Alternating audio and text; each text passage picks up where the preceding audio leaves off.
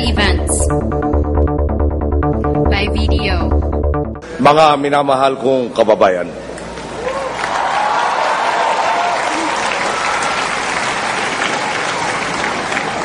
ang pagtayo ko dito ngayon ay patunay na kayo ang aking tunay na lakas.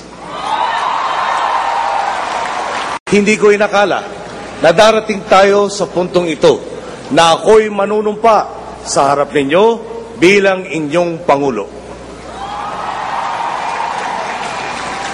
Hindi ko pinangarap maging tagapagtaguyod ng pag-asa at tagapagmana ng mga suliranin ng ating bayan.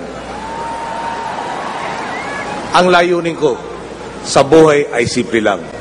Maging tapat sa aking mga magulang at sa bayan bilang isang marangal na anak, mabait na kuya at mabuting mamamayan.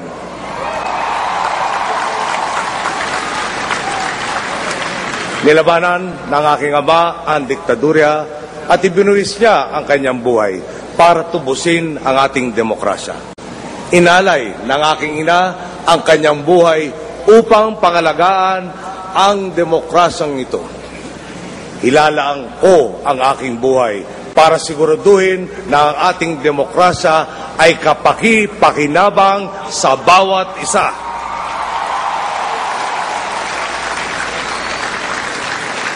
Namuhunan na po kami ng dugo at handang gawin ito muli kung kakailanganin.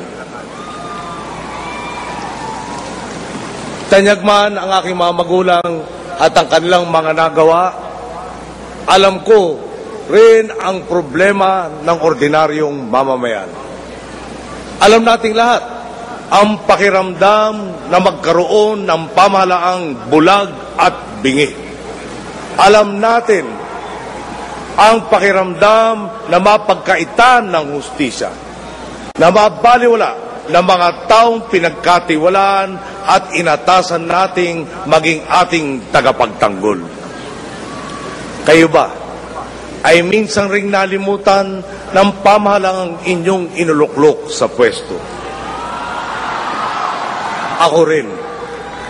Kayo ba ay nagtiis na sa trapiko para lamang masingitan ng isang naghahari-hariang dewangwang sa kalsada?